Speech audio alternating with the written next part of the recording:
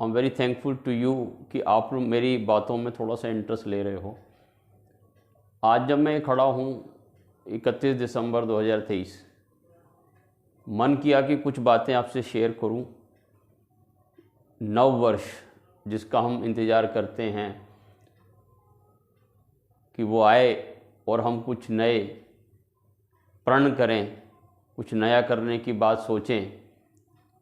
आज तो मुझे एक जोक भी सुनने को मिला कि आप सुबह मॉर्निंग वॉक पे मत जाना, बहुत सारे लोग कल मॉर्निंग वॉक पर आएंगे तो पार्कों में भीड़ हो जाएगी। कारण ये कि कल एक नव वर्ष है। लेकिन उसमें ये भी लिखा था कि अगले हफ्ते से आपको पार्क फिर खाली मिलेगा, क्योंकि जो रिजोल्यूशन लोगों का होता है वो लंबा नहीं चलता। जो प्रण है, जो डिटर्मिनेशन है, वो लंबी नहीं चलती। बहुत लोगों में जोश आता है, एक नव वर्ष है, कुछ नया करना है। लेकिन मैं आप सभी से कहता हूँ, आज यकीनन ज़रूरत है हमें कि इस बढ़ते हुए देश की जो विकास है, बहुत तेज़ी से जो हो रहा है, इसमें हम अपना योगदान तभी दे पाएंगे जब हम उठ खड़े होंगे। अब तो पूरे भारत को प्रण लेना है।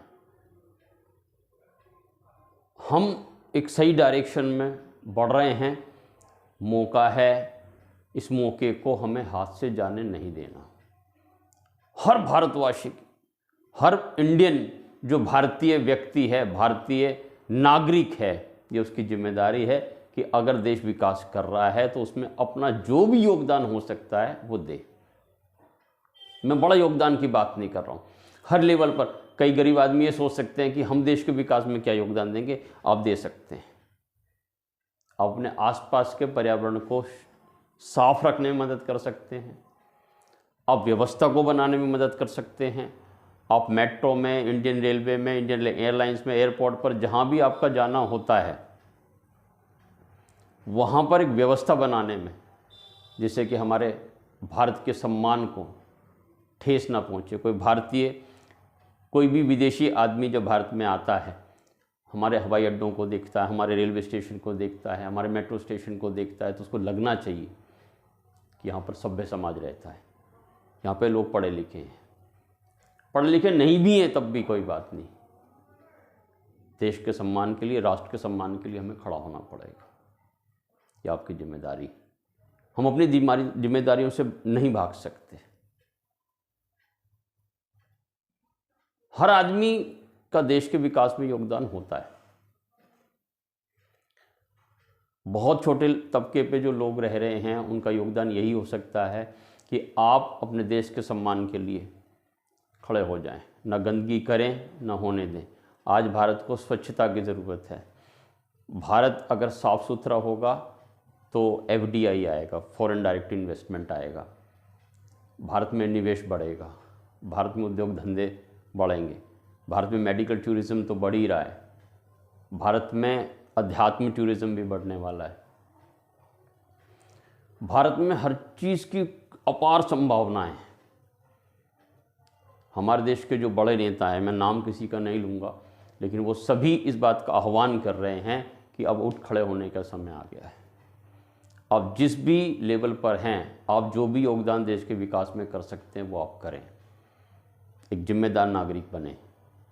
नव वर्ष का मतलब एक और वर्ष नहीं होना चाहिए। नव वर्ष का मतलब है यहाँ से हमें प्रण लेना होगा, कुछ नया डिटरमिन करना होगा, कुछ बड़ा करने की सोचनी होगी, एक एंटरप्रेन्योरशिप के बारे में सोचना होगा, एक एंटरप्रेन्योर बनना होगा, और हमें देश में व्याप्त बेरोजगार को मिटाना होगा। ये कि सरकारों की जिम्मेदारी नहीं है, हमें अपने आप को खुद सक्षम बनाना है। हम अपना एंटरप्रेन्योर खुद खड़ा करेंगे, हम अपना स्टार्टअप शुरू करेंगे, हम अपनी कंपनी का निर्माण करेंगे, हम 100 लोगों को नौकरी देंगे, तो इस देश में खुशहाली आएगी, संपन्नता आएगी और वैभव बढ़ेगा लोगों का।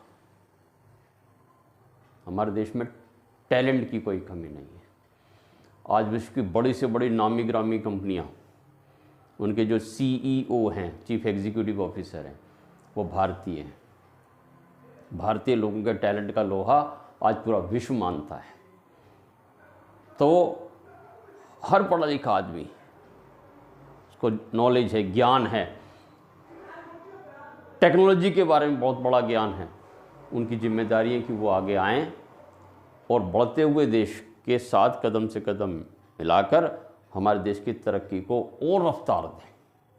हमें रुकना नहीं है, ये मौका है। और सभी चाहते हैं कि देश तरक्की करे, लेकिन देश तरक्की कुछ चंद लोगों के काम करने से नहीं होगी। भारत के हर नागरिक को इसमें अपना योगदान देना है, चाहे वो किसी भी मजहब, किसी भी जाति, किसी भी धर्म का हो। छोटे छोटे कामों को बेहतरी से करना है। हमें अब छोड़ देना है खाली बैठना, मोबाइल का यूज़ भी छोड़ना है हमें। हमारी प्रोडक्टिविटी बहुत घटी है मोबाइल के यूज़ करने से। हम देखते हैं जब मेट्रो में जा रहे हैं, इंडियन रेलवे में जा रहे हैं, कहीं भी देखते हैं तो लोग मोबाइल में इतना ज़्यादा अंदर जा चुके हैं कि उनके बाहर की दुनिया की खबर ही नहीं है। इतना प्रोडक्टिविटी घट रही है, लोगों की कार्यक्षमता घट रही है। और अब तो ये होने लगा है कि जहाँ पर वो नौकरियाँ करते हैं उनको मोबाइल साइड में रखवा लिया जाता है। क्या हमें ये स्थिति आने देना चाहिए? नहीं। एक बहुत ही अनुशासित जीवन हमें जीना है। अपना ज़िंदगी में जितना बड़े से बड़ा काम हम कर पाएँ वो हमें करना है। वो जवानी जवानी नहीं जिसकी कोई कहानी ना हो। तो हमें अपने ज़िंदगी में अपनी कहानी ज़रूर लिखनी है, कुछ बड़ा ज़रूर करना है, कुछ छाप ज़रूर छोड़नी है। और हमें ये देखना है कि हमारे आने वाली जो पीढ़ियां हैं उनके लिए हम कितना बेहतर से बेहतर करके जा सकते हैं। इस देश के लिए, इस मातृभूमि के लिए हम कितना बढ़िया से बढ़िया करके जा सकते हैं। एक ऐसी विरासत हम छोड़ कर जाएं कि हमारी जो जनरेशन है वो सल्यूट करे हमें बताए कि आपने जो किया उससे देश का हमारा बहुत विकास हुआ, संपन्नता आई। बहुत ज़रूरी है देश में। ये देश इतना महान होने के बावजूद पीछे रहा। अब जब हमने कदम बढ़ा ही दिए, आज जब पूरा विश्व हमें मानता है, आज वो मान रहा है कि भारत श्रेष्ठ है, वसुधैव कुटुंबकम की जो हमारी सोच है, वन अर्थ वन फ्यूचर, जिस पर हम काम कर रहे हैं, यकीनन भारत की जो प्रतिष्ठा पूरे विश्व पर बढ़ी है